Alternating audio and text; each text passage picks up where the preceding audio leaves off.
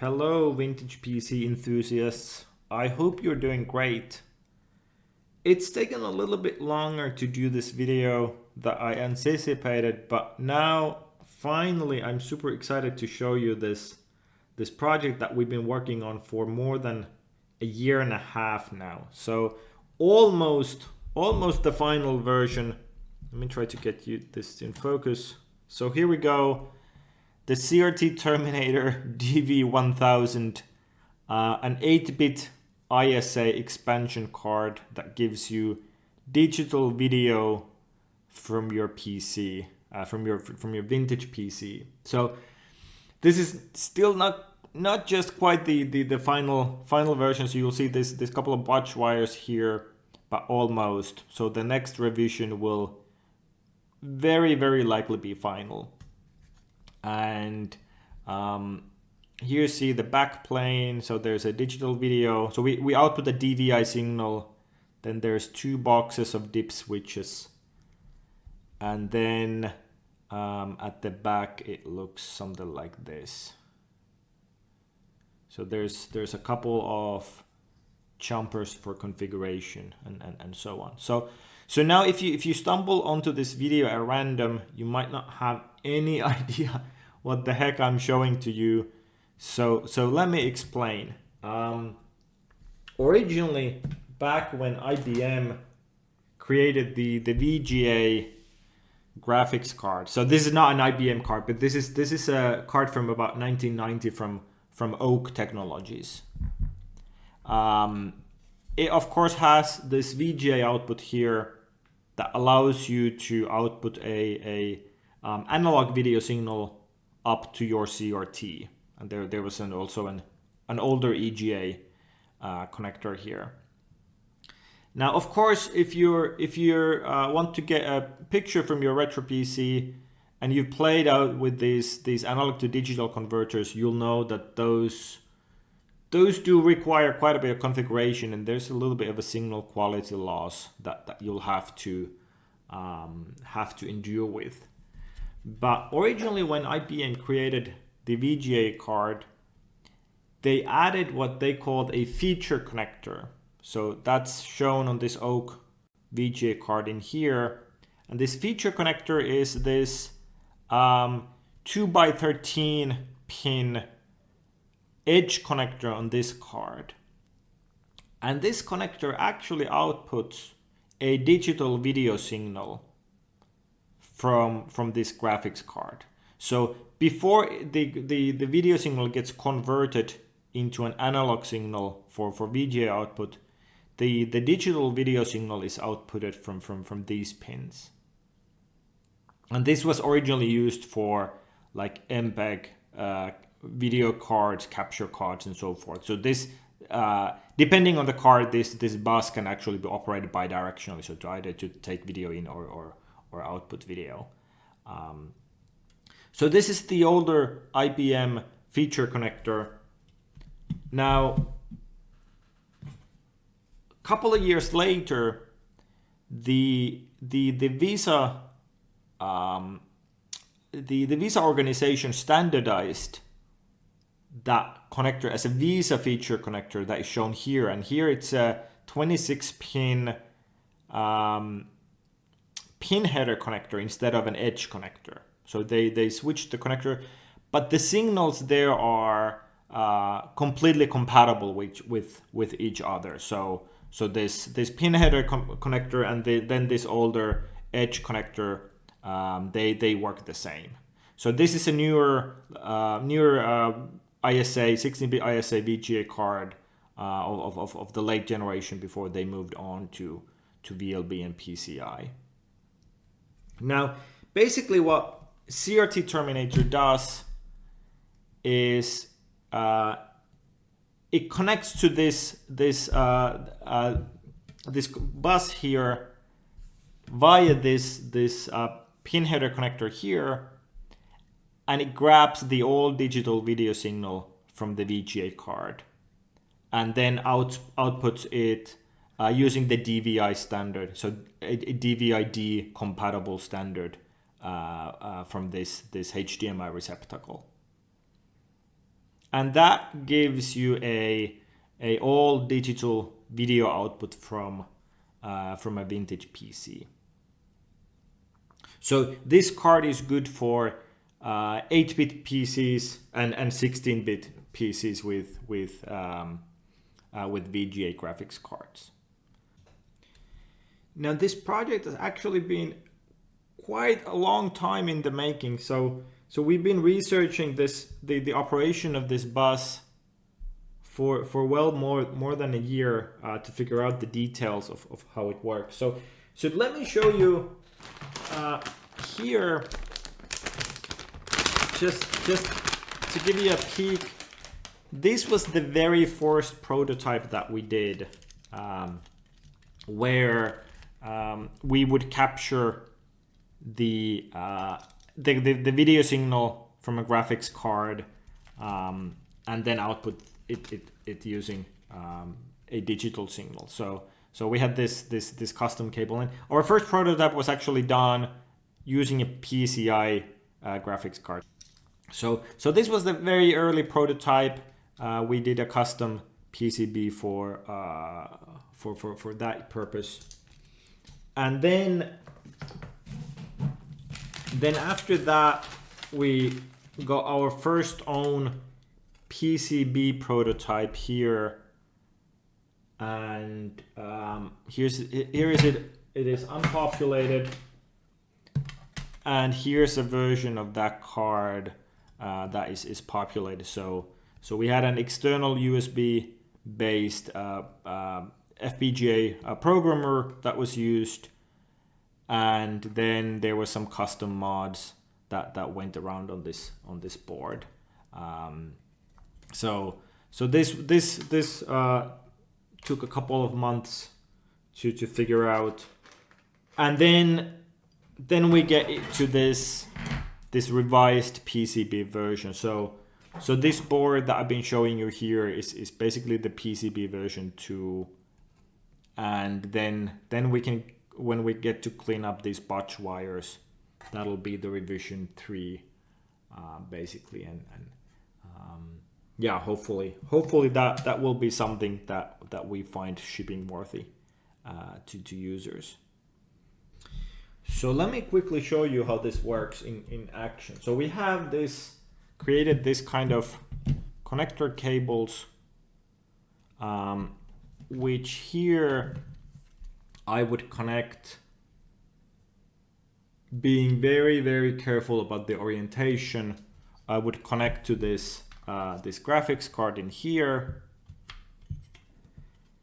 and then the other end of the cable, which is keyed in here, will then go into this graphics card like this. And then this whole thing we will then install on the motherboard like this. So if you have one of these older VGA graphics card which have this edge connector, you can see there is this kind of let me try to get that back into focus. So you can see there is this kind of small hole or notch here after the second and third pins, and this cable then has this kind of key in here which will show the direction that this needs to be connected, like this. So this is a keyed connection here, but for this newer Visa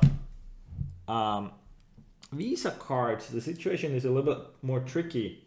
So we have this kind of bidirectional connector for these newer Visa feature connectors, but here we actually have to be super careful because this connector, there's no keying or orientation.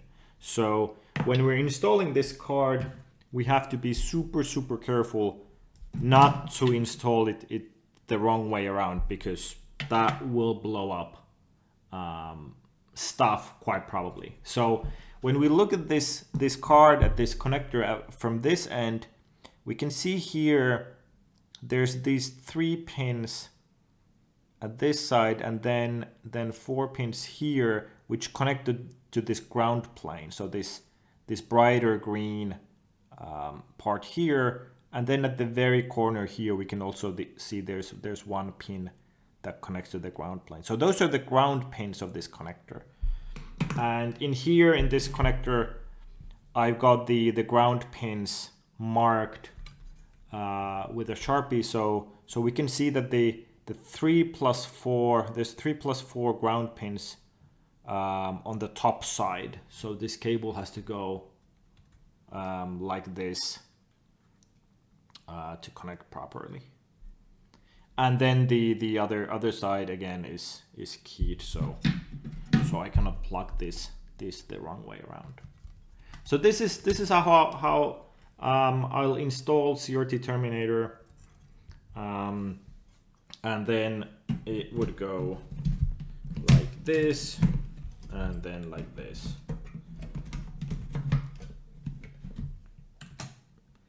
And yeah, and then I would get my digital signal out from this graphics card. But so what I want to do in this video, I want to show you a little bit of this graphics card in action.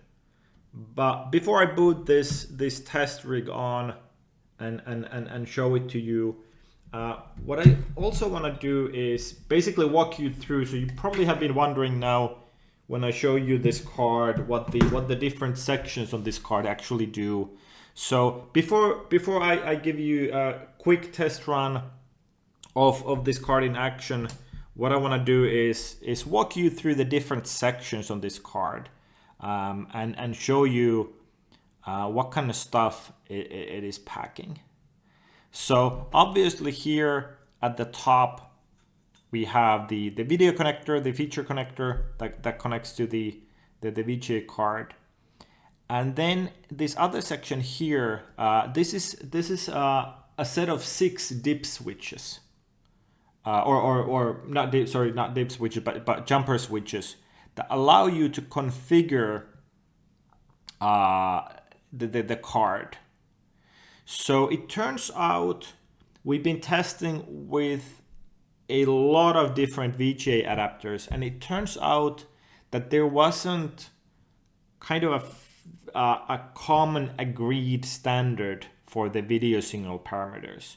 So there's this kind of questions of data sampling on either rising or falling edges of the signal with respect to the clock signal. So that is something that we have to manually configure depending on the graphics card that you have. So for that purpose, we have four jumpers here that we can toggle in different settings. So like this, depending on whether we have a card that runs on the rising or falling edges of the data signal. And yeah, so this is something that we find that just requires you to either to sync up an oscilloscope and measure, or then do it by trial and error. There's no harm in trying all the settings to see which works the best. We'll have a small catalog or a database of our findings from different graphics cards on what their configurations are. Then there's these 2 jumpers. So J1 configures the IO address for communicating with this card, and J2 is at current time is unused.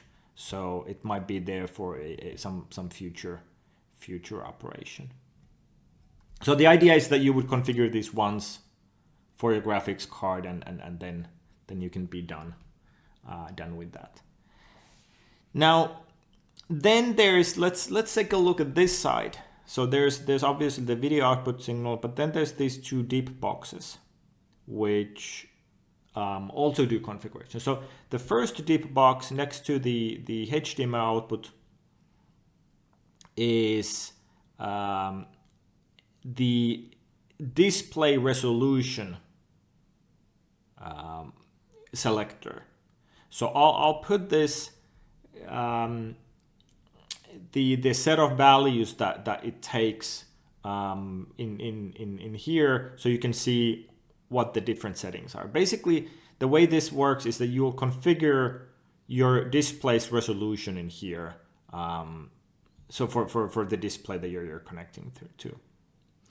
And there's basically 3 display output modes. The first one is pass-through. And what pass-through does, it takes this VGA adapter video signal and it just outputs it almost unchanged through from here. So this is good for example, for video capture, if you want to record over to the PC. Now, something that happens with this pass-through mode is that most displays don't actually, they don't actually support the pass-through mode, because it will output such a small resolution that they will just say out of sync, because they don't recognize such resolutions. But yeah, for some video capture devices, that will be fine. So you can get kind of like a completely unmodified video signal if you so wish. Something that we do process in pass-through mode is we do what's called clock doubling, because VGA adapter does line doubling to double the vertical resolution. Then what we do is we do clock doubling to double the horizontal resolution, so that we get the proper aspect ratio.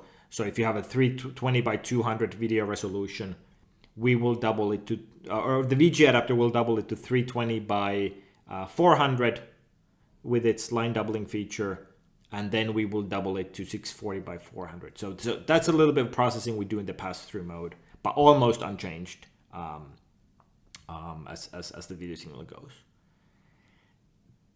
Then there's the ability to do a fixed output resolution. So in fixed output resolution mode, what you will have is you configure the resolution you want to output, and then CRT Terminator will always, independent of the input resolution of the game you're playing or the software you're running, it will always output that resolution fixed. And here the settings configure which resolution you want to output to. And then the third setting we have is called multi-mode output. And in multi-mode output, this resolution we configure here, it's taken as basically the maximum resolution of the display.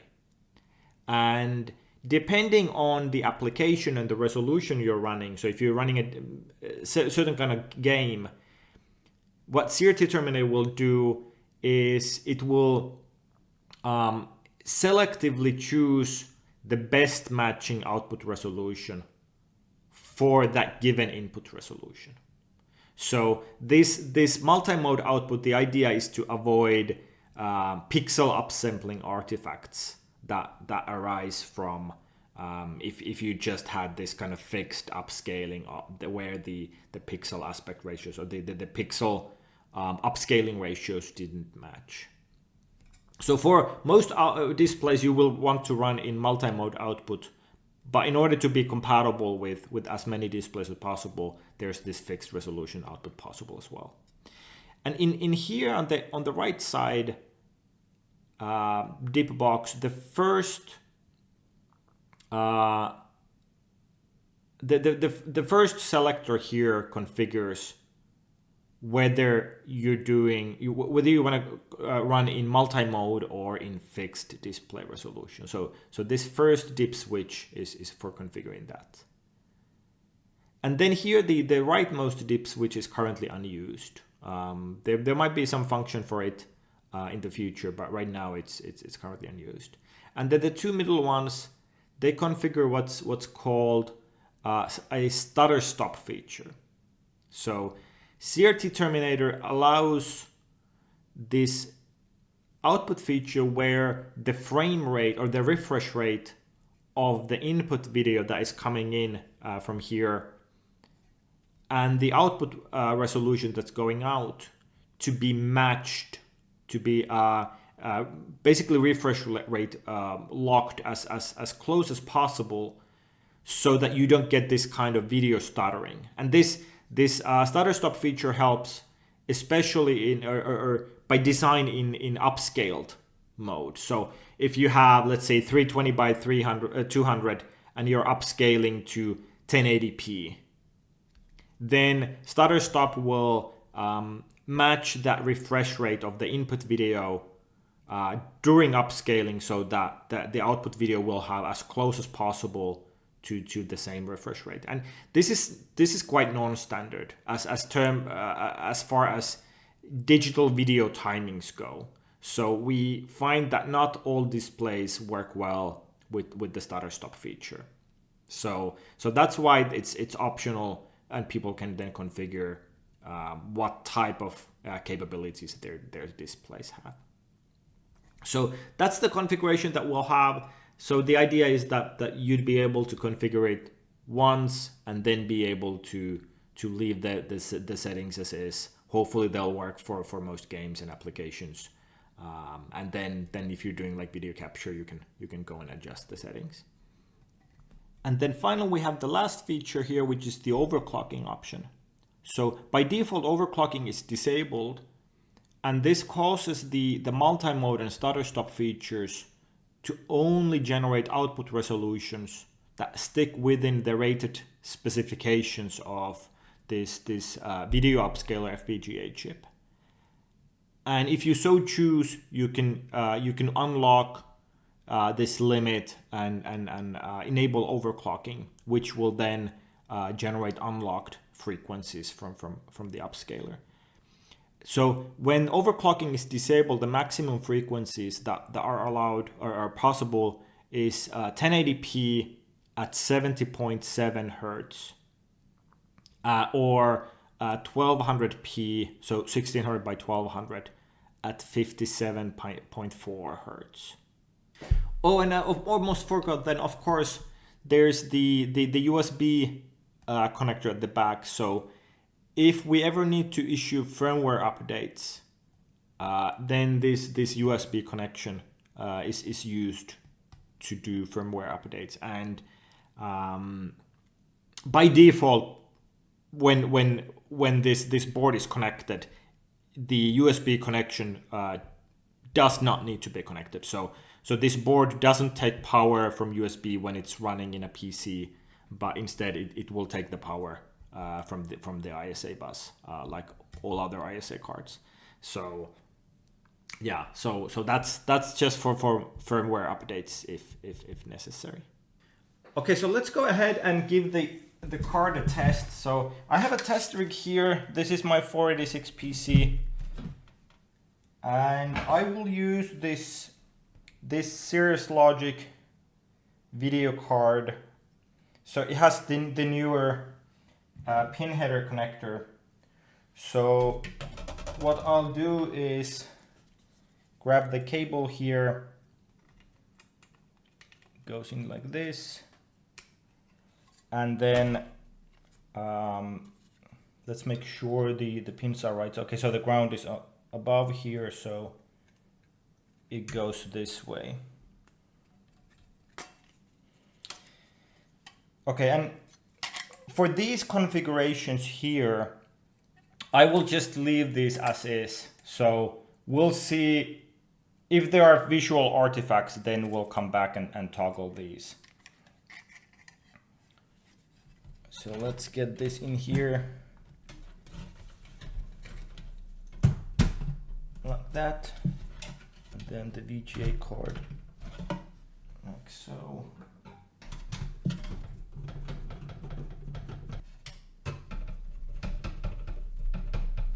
All right, so that's the installation. So for this test, I'll use this StarTech USB 3 HD cap video capture device to get the video over to OBS.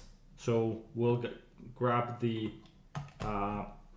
HDMI here, the other end over here, and I'll connect also the VGA card, because I think this Cirrus Logic might not like if it's booted without detecting the pins on the VGA header. Otherwise it'll output monochrome, I think.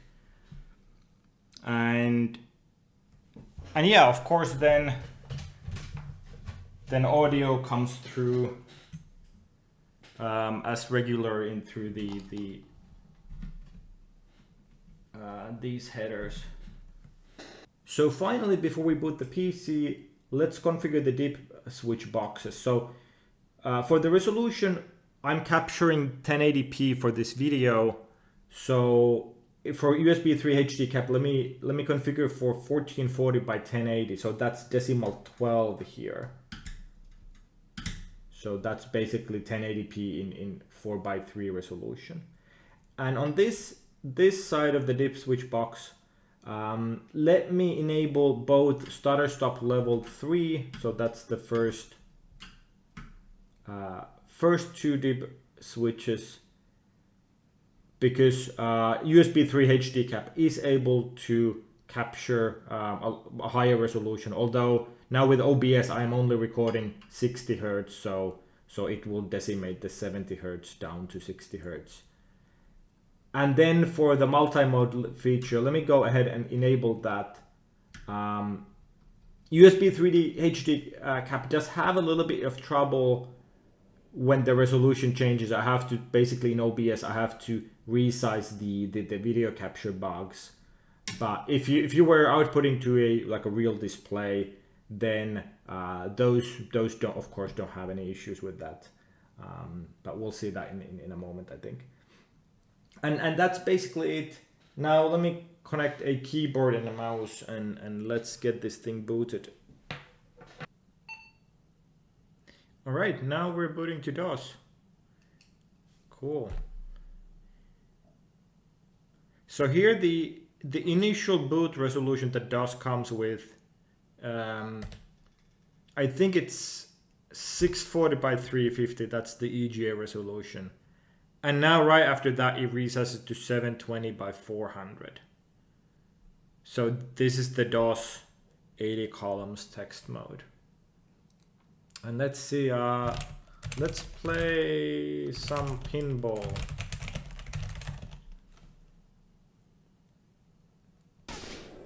Okay, and we're getting audio, that's good. Cool, so let's go with Portland.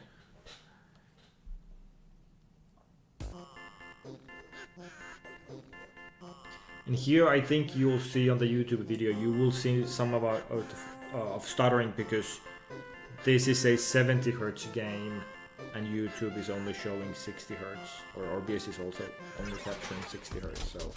So there will unfortunately be a little bit of stuttering, but when viewed against a real display, that can go up to 70 Hz. For example, this Asus and Philips displays that I have, they can do up to 75 Hz. So they will show a smooth video. And yes, as you can see here, the aspect ratio is corrected, so the bumpers appear around. So that means that there is some amount of pillar boxing that appears on left and right sides of the screen. But cool, yeah, that works pretty well. All right, so what can we try out next? Let's try some. Let's put in a game that has a 640 by 480. I think is SimCity. Yeah, SimCity might be an interesting one. So I think this either has the EGA 640 by 350, or then the than the 640 by 480. I can't quite remember which. But yeah, let's do some city building. How did this work? Okay, we got residential zones, more residential zones needed. So here you can observe something that I've been looking quite closely into, which are these raster patterns. Like, so these 2 pixel dithers basically on this. So again, when we are doing a resize for this kind of video capture purposes, there's unfortunately this kind of regular pattern that will repeat on a real display when you do pixel perfect upscaling. That will not be present. Although unfortunately this resolution doesn't allow one to do pixel perfect upscaling, but yeah, it's possible to get pretty close. Okay, so we're already in disasters. Need some power. I used to play this so much as a kid. Cool. Commercial zones needed. All right. You can go right next to the power plant. Okay, so yeah, so that's SimCity 640 by 350, I think. I'm pretty sure. So this is what it looks like.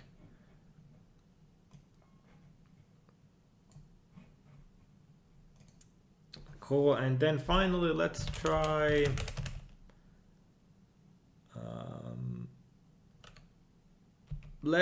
some Jazz Jackrabbit, because as you know, that will have that kind of custom resolution, as you might be aware. So there is a like this custom 320 by 199 resolution that it records. So this is what it looks like. And I think this game is actually 60 Hertz.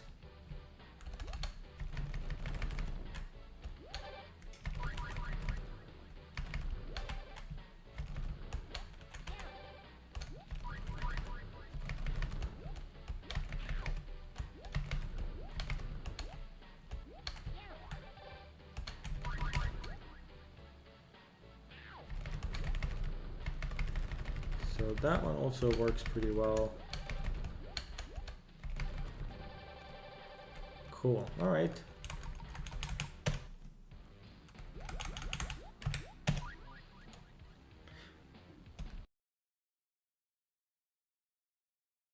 Okay, and then what else? Well, let's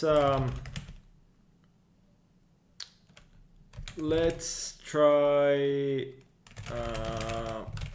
I think I have Doom in DOS Bench. Yeah, let's try some Doom.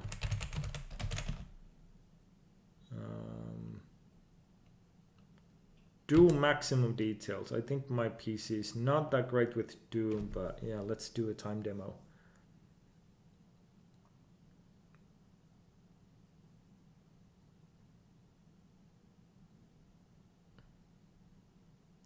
Yeah, here is how it runs Doom.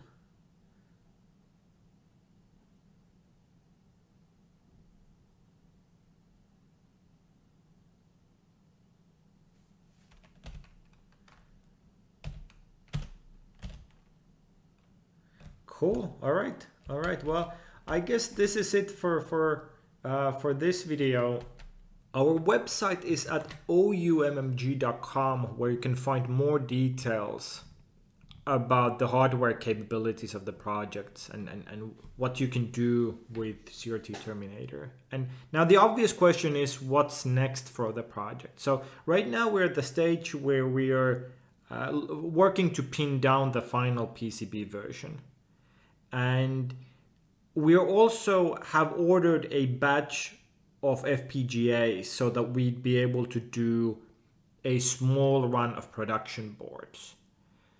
And the idea is that once we get that available, we'd be able to ship the first devices out to users. So we get the word from the FPGA vendor that it will take still a couple of months until we get a shipment of FPGA. So basically, these things seem to be either built to order or the production queues are long. But either way, I think we're looking at closer towards the end of this year for actual production runs being ready. Yeah, so right now we're at this stage where we are waiting just for these production runs. And we have a forum thread over at the Vogons community. So if you have any further questions, yeah, please shoot us a message either here or in the YouTube thread. So I hope you've enjoyed this, and I'll see you next time. Bye.